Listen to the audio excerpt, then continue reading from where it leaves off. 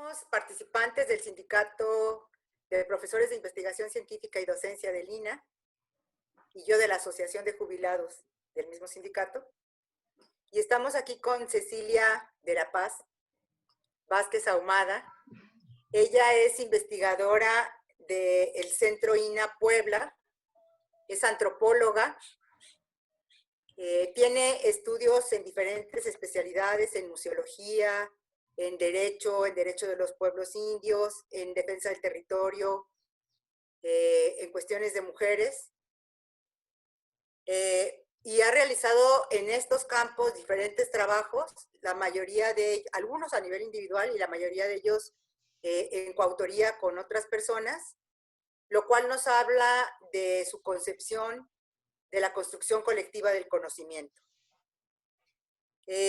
Estamos aquí para compartir con la gente que nos vea y nos escuche cuáles son algunas de las labores del Instituto Nacional de Antropología de Historia, su importancia para la sociedad y la relevancia de que cuenten con el apoyo por parte de las instituciones de nuestro país. Ceci, ¿nos podrías compartir cuáles han sido pues tus labores en relación con el peritaje antropológico y precisamente cuál es el aporte que hacen a lo social, al bienestar de la comunidad, a la cultura y cuáles son sus requerimientos? Muchísimas gracias. Yo agradezco a mis colegas y compañeros sindicalistas que nos invitaron a hacer esta plataforma para que nosotros podamos mostrarle al gran público, si es que esperemos que lo haya, acerca de nuestro trabajo, y que eso tiene que ver con reivindicar nuestro quehacer frente a la sociedad y bueno, de alguna manera demandar que estos recortes presupuestales dejen de afectar a la institución, que es tan importante para la marcha de la sociedad, para la protección del patrimonio, y en este caso, la labor que yo he hecho los últimos años ha sido muy interesante, y yo creo que ha sido un trabajo de coadyuvar a que la justicia, a que los órganos que ejercitan los procesos judiciales puedan llevar a cabo su trabajo. En el Instituto Nacional de Antropología e Historia, en el Centro INA Puebla, desde el año 2004 más o menos, empezaron a hacerse solicitud de antropólogos para hacer peritajes. El primero en el que yo participé lo recuerdo muy bien porque el defensor de oficio, que fue el que nos convocó, era un abogado norteño que venía de Tamaulipas. Y él solicitó la presencia de un antropólogo. Otra compañera, Margarita Piña, y su servidora nos presentamos porque no sabíamos bien qué teníamos que hacer. En esta época nosotros no sabíamos cómo funcionaba. El peritaje tomó muchísimo auge a raíz del zapatismo. Los compañeros del Instituto Nacional Indigenista fueron comandados por la maestra Magdalena Gómez, una parte muy importante de ayuda y de beneficio para los presos por las causas del zapatismo. Bueno, nosotros en el Centro INA Puebla no teníamos esas nociones y bueno, este hombre nos explicó lo que necesitaba. Desde 2004 hasta acá han venido incrementándose esas solicitudes del Poder Judicial, y ahora no solamente del Poder Judicial, es decir, no solamente los poderes judiciales, los juzgados federales, sino también el Fuero Común nos ha solicitado. En 2004, bueno, les voy a decir así como a cuentagotas, teníamos una solicitud, una al año, dos al año. Algunas personas de origen indígena que estaban siendo procesadas, y los abogados defensores de oficio, que generalmente son los que ellos tienen, eran los que solicitaban la presencia de los antropólogos. En casos como portación ilegal de armas, personas que en el campo llevaban sus armas y eran detenidas por la policía y, bueno, juzgados con mucha severidad. Y bueno, los defensores de oficio precisamente por su propia características profesionales, ellos decían, bueno, ¿cómo es posible que un señor con una carabina de estas circunstancias va a ir a dar a la cárcel, etcétera? Y entonces era ahí el trabajo que nosotros empezamos a hacer. Se fueron incrementando, siempre ha sido población indígena la que hemos atendido y en el fuero común ha sido población indígena y hasta mujeres extranjeras que han tenido problemas y han denunciado, por ejemplo, en Puebla no existe la violencia de género, pero existe la violencia intrafamiliar y ellas han sido víctimas de estos delitos y necesitan de la presencia de un antropólogo porque los jueces no, no conciben que una mujer europea, por ejemplo, hace una denuncia de maltrato. El juez con el que yo tuve que trabajar en un peritaje con respecto de una mujer europea, decía que no era posible que una persona que venía de un país del primer mundo fuera maltratada por su marido oaxaqueño, que eso no era posible, ¿no? Y bueno, se hizo todo un estudio, trabajamos con la mujer, eh, con todas las pruebas que ella presentó y pudimos demostrar que era víctima de maltrato por parte de su compañero y bueno, se procedió en términos judiciales contra el caballero. Los casos he hecho muchísimas cosas, muchos jueces piden que nosotros demostremos la identidad indígena de las personas. La doctora Fabré, que es mi profesora y que me hace el favor de ayudarme cuando yo tengo no sé cómo resolver, ella tiene una gran capacidad, ella maneja, y yo estoy de acuerdo, que el peritaje debe de desaparecer, el peritaje antropológico debe desaparecer, porque los jueces tendrían que tener la sensibilidad y la obligación de saber que existen diferentes culturas en nuestra sociedad que están garantizadas por el artículo 2 constitucional y entonces no sería necesaria la presencia de un antropólogo para decir este señor es indígena o este señor no es indígena. Finalmente, en la sola manifestación de una diferencia cultural sería suficiente para el juez. Sin embargo, esto todavía no funciona así y siguen solicitando estos peritajes. Ha habido, aparte de estos que me parecen interesantes porque eso me ha permitido conocer muchos espacios del territorio poblano con múltiples problemáticas. Bueno, he visto gente que ha sido inculpada porque tiene diferencias políticas en sus regiones y hay organizaciones muy poderosas que están atrás de esas acusaciones. En fin, ha sido un trabajo muy interesante y para mí muy estimulante y muy rico. A partir del año 2017 y 18, no, desde el 2015, perdón, fui llamada por primera vez para hacer un peritaje para la comunidad de Tecoltemi, que es una comunidad de ejidatarios, que ellos se ampararon en contra de una minera. Y esto le ha dado un giro a mi trabajo porque a partir de ese momento he sido llamada en los espacios judiciales federales por amparos con respecto a la defensa del territorio. No es que yo me declare por la defensa del territorio de entrada y per se, porque precisamente la labor del perito es mostrarle al juez las dos partes del problema y para que él pueda tomar una decisión.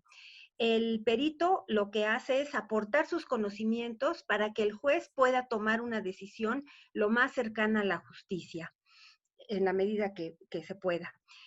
Así que bueno, esta convocatoria que tuve en 2015 para esta comunidad ejidal, que es la que ha confrontado a la minera, es una minera canadiense, las preguntas de la juez fueron interesantísimas. Yo quisiera mostrárselas para que vean ahora sí que la calidad de la melcocha. La juez lo que preguntaba en Iztacamastitlán era que si con motivo de las concesiones materiales de los actos reclamados, se refiere a las concesiones mineras otorgadas en la época de Felipe Calderón, a una concesión, a una minera canadiense, iban a afectar a las comunidades indígenas sobre su patrimonio cultural con respecto a las danzas eh, y su acceso al agua. Se dan cuenta que son cosas como muy, el acceso al agua y las danzas. Pues yo me fui a la comunidad, tuve la oportunidad de hablar con las personas y pudimos mostrarle al juez, era una juez, ella tomó la decisión de amparar a los ejidatarios en contra de las mineras. Le pudimos demostrar que los ejidatarios tienen específicamente el ejido de Tecoltemi, tiene un grupo de danzantes que hace un circuito anual de danzas y música en torno a los santos de la región, y entonces si se abría la mina a cielo abierto, pues ya no iba a haber territorio por donde circular para llevar a cabo sus procesos rituales. La juez aceptó ese argumento y, bueno, otras muchas cosas, no solamente es el peritaje, sino una lucha de los pueblos defendiendo sus territorios, es que se ha permitido esta defensa. Después de 2015 empezaron a hacer un montón de solicitudes los jueces porque muchísimas comunidades indígenas empezaron a pelear por sus territorios. Y no solamente por el territorio, sino por el uso de sus recursos, como en el caso del agua. He atendido muchísimos peritajes en torno a Puebla y la zona conurbada, de comunidades o pueblos originarios, estoy hablando de las cholulas, que están peleando por sus recursos, porque la mancha urbana de la ciudad de Puebla se extiende a pasos agigantados y va comiéndose los terrenos de cultivo, el agua, todo. Y eso está transformando completamente estas comunidades que tienen una fuertísima raigambre mesoamericana. Eso hemos trabajado, aparte de esos peritajes que han resultado muy, muy, muy interesantes porque nos ha permitido hablar con la gente, escuchar sus inquietudes, hablar con las autoridades que tienen un punto de vista contrario. Esto les ha permitido a todos tener como más claridad y los jueces han tomado decisiones. Sí, te voy a Dime. interrumpir un poquito. Esto que nos Sí. estás diciendo significa que de alguna manera el peritaje, además de la función legal que tiene, aporta a las labores fundamentales del instituto de conocer, difundir y defender el patrimonio cultural de los pueblos. Así es.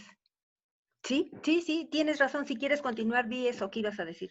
No, pues es eso lo que te quería como acotar, porque de alguna manera lo describiste, pero lo quería como acotar en relación con las funciones del instituto. Sí, miren, en el neoliberalismo, digamos que en cada lugar toma su propia carta de ciudadanía.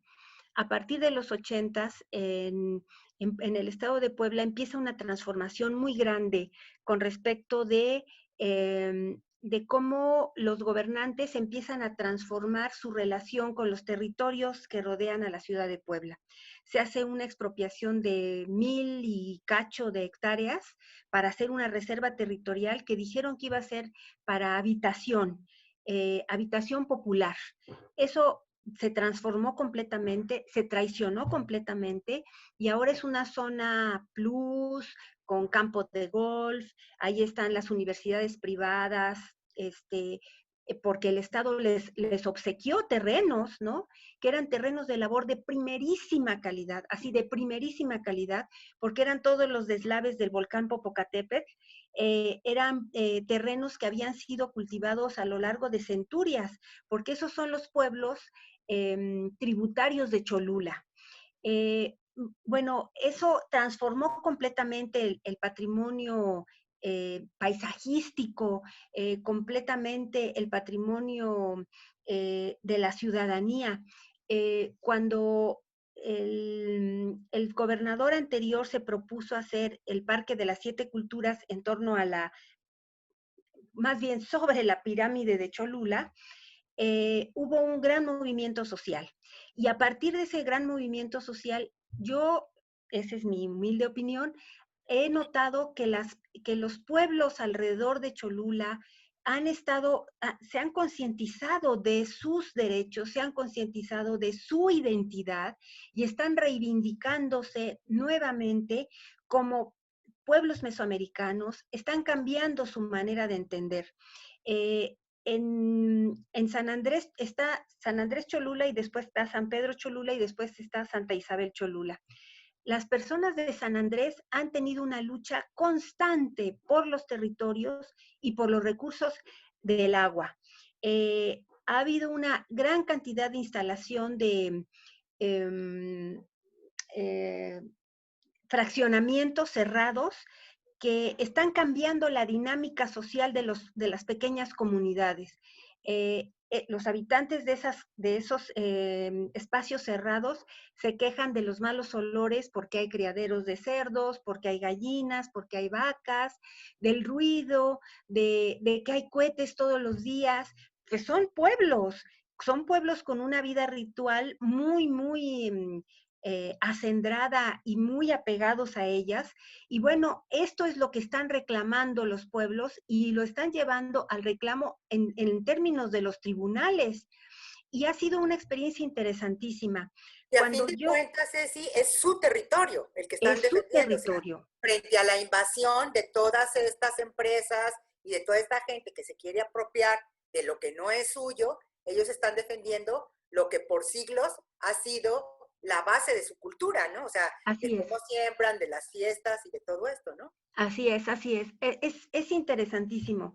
Miren, y cuando yo llegué a hacer un peritaje, y es muy interesante cómo es que los propios funcionarios del Poder Judicial se van sensibilizando. Cuando yo llegué a hacer un peritaje sobre San Andrés Cholula, que estaban peleando por el agua, porque querían municipalizar el agua y quitarle sus pozos de noria a cada familia, yo llego y me dice el secretario del juez, oiga, antropóloga, pero pues es que es Cholula, aquí ya estamos. Bueno, con decirles que Ciudad Judicial está asentada en terrenos ejidales que fueron expropiados. O sea, el propio edificio de Ciudad Judicial está sobre terrenos ejidales que fueron de esta comunidad. Entonces él me dice, pero por favor, ellos ya están en la modernidad, bla, bla, bla, bla, bla. Y yo le dije, bueno, déjeme hacer mi trabajo y platicamos.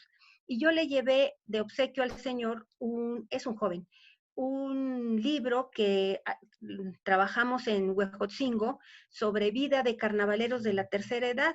Y entonces ahí hablamos de la vida ritual de Huejotzingo, que es vecina de Cholula, y se lo dejé y muchas gracias y tal, tal. La siguiente vez que fui a entregar mi peritaje, el hombre estaba verdaderamente entusiasmado porque decía, oiga, pero es que cómo es posible que estas personas que se van a Estados Unidos todavía vienen y ven a sus santos, y esa es la dinámica de la nación pluricultural que tenemos y que los propios funcionarios al ponerse en contacto, ¿tienes un perro? Al ponerse en contacto con nosotros, los antropólogos, nos permiten este diálogo necesario, como tú decías, de los saberes para, bueno, plantear cosas distintas. Y bueno, esta es una parte del peritaje que a mí me parece así muy importante y una experiencia maravillosa. Está la otra parte que ha sido los llamados del poder del fuero común, en donde, híjole, está muy duro y muy fuerte porque he tenido que trabajar con víctimas de problemas muy severos, mujeres, y se tiene que probar la vulnerabilidad de estas jóvenes, ¿no? Jóvenes y mujeres y menores de edad. Ese ha sido otro trabajo, pero a través de mi acercamiento al sistema de género he podido probar que ellas son vulnerables y eso ha beneficiado los procesos en los que están inmersas. Pues creo que es todo lo que les quería decir. Y reivindicar a Lina, por supuesto. Pero a mí me gustaría que nos dijeras un poco cómo financias tú todos estos trabajos, cuál es la importancia de contar con pues con algo de recursos, no sé qué tantos o qué, si muchos o pocos, pero cuál es la importancia y qué pasa si no se tienen esos recursos. Todos estos peritajes, yo no percibo un centavo de estos peritajes. Se pueden mandar a hacer peritajes con compañeros que se dedican a eso y un peritaje vale 15,000 pesos, 30,000 pesos, es carísimo. El INAH no cobra, su servidora no cobramos un centavo porque a mí me pagan mi salario para hacer los peritajes. A través del INAH, el INAH me proporciona el vehículo para que yo vaya a hacer el campo, me proporciona los viáticos si yo tengo que quedarme a dormir o lo que sea en las comunidades en donde tengo que trabajar. Y es el INAH el que tiene que proporcionar todo esto para satisfacer la demanda de los juzgados. Así que sí es muy importante los recursos con los que contamos para hacer estos trabajos de investigación. Y además que nosotros no cobramos por estos recursos, porque los peritajes de manera independiente son carísimos. Yo he conocido antropólogos que les han cobrado a las comunidades donde yo he trabajado 15, 20 mil pesos por un peritaje, a una comunidad indígena. Eso es carísimo. El INAH lo hace gratis porque yo recibo mi salario y porque tengo el presupuesto para trasladarme a los lugares a hacer mi trabajo. Bueno, y los peritajes que manda hacer la Suprema Corte de Justicia pagan 150,000 pesos a la persona que los hace. Wow. Yo sé de dos en concreto, uno para cerca de la Ciudad de México y otro para Chiapas. Wow. Pues no me Bueno, habías Ceci, dicho, Mari. no sé si quieras tú agregar algo en relación con el instituto y con el sindicato para cerrar esta plática sobre la importancia de los peritajes, su papel en la realización de la justicia, con paz, como lo dice tu nombre, y en la realización de las labores fundamentales del instituto, que no se contraponen. Sí, yo simplemente para concluir y terminar y agradecerles a mis compañeros sindicalistas, a ti, Gracia, a Daniel, que nos hizo favor de conectarnos, que tomemos en consideración que la investigación tiene aplicación práctica. Y esa investigación y esa aplicación práctica, una de ellas son los peritajes que le permiten a los jueces, que le permiten a los ministerios públicos tener elementos para poder hacer su trabajo y acercar la justicia a quien le corresponde. El peritaje y el perito no dice quién tiene la razón. Le muestra a los funcionarios cuáles son las razones de las partes en pugna para que él tome una decisión. Esa es una labor que tiene que ver con la investigación. Hacer un peritaje implica leer, implica investigar en la bibliografía, en los periódicos, ir al campo, hablar con los funcionarios, hablar con las personas que están a favor y que están en contra de la causa. Y todo eso lo financia el instituto porque ese es nuestro deber y ese es nuestro trabajo. Del cual además yo estoy muy orgullosa porque me parece que contribuimos a transformar un poco este país y ayudar a que sea distinto y conservar el patrimonio cultural de nuestro país y garantizar la multiculturalidad del mismo que el artículo 2 garantiza. Muchas gracias. Gracias a ti, Ceci, porque de alguna manera, pues, nos has hecho ver que este país es mucho más de lo que luego nos enseñan en las escuelas y entre nosotros, que es un país que tiene una riqueza cultural grandísima y que como trabajadores del instituto estamos empeñados en defenderlos y por tanto defender al instituto de que se le quiten los recursos para poder seguir realizando esta labor en defensa del patrimonio cultural, que se prioricen cuáles son las actividades que se tienen que hacer en relación con esto.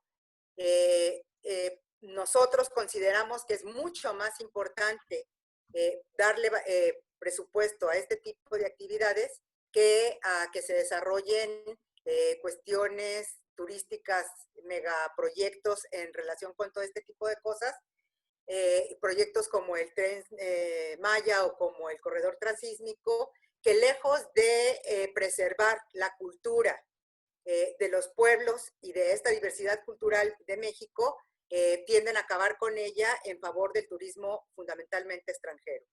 Así es. Con esto, pues damos por terminada esta charla, que ojalá y sensibilice y aclare a muchas de las personas que no conocen bien o que a esta parte de los trabajos del instituto, para que nos apoyen en defender esta labor que realizamos.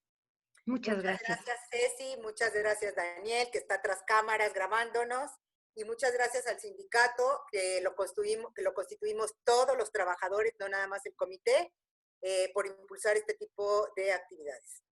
Muchas gracias.